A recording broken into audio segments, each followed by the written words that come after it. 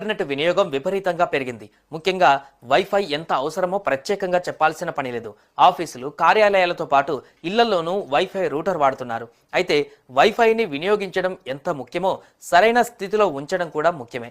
దీన్ని సరిగ్గా వినియోగించకపోతే, సరైన ప్లేస్లో ఉంచకపోతే ఇబ్బందులు పడడం ఖాయం.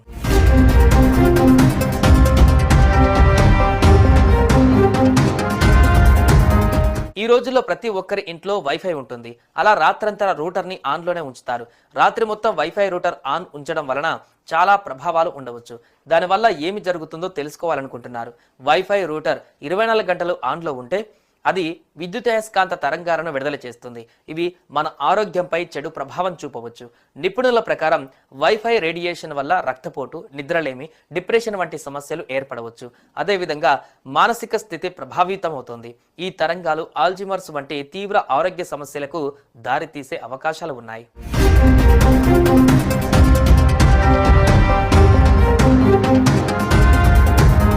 మరి ముఖ్యంగా పడుకునే ప్రదేశానికి దగ్గరలో రూటర్ ఉంటే బ్రెయిన్ పై ప్రతికూల ప్రభావం పడే అవకాశం ఉంటుందని నిపుణులు చెబుతున్నారు.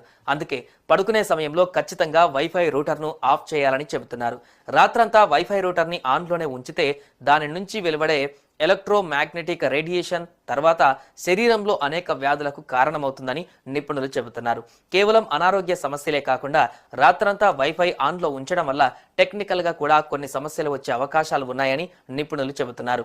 వీటిలో ప్రధానమైనది ఇంటర్నెట్ అవసరం లేకపోయినా రూటర్ ఆన్లో ఉండటం వల్ల అనవసరంగా కరెంటు వినియోగం పెరుగుతుంది. అలాగే కొన్ని సందర్భాలలో మీ ప్రమేయం లేకుండానే మీ రూటర్ని హ్యాక్ చేసే అవకాశాలు ఉంటాయి.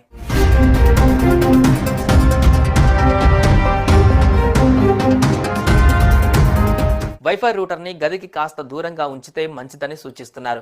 రేడియేషన్ ప్రభావానికి కాస్త దూరంగా ఉండాలంటే ఇంటి మూలల్లో రూటర్ ఏర్పాటు చేయాలి. రూటర్ను ఇరుగ్గా లేదా సిగ్నల్ రాని చోట పెడితే ఇంటర్నెట్ స్పీడ్ రాదని చెబుతున్నారు.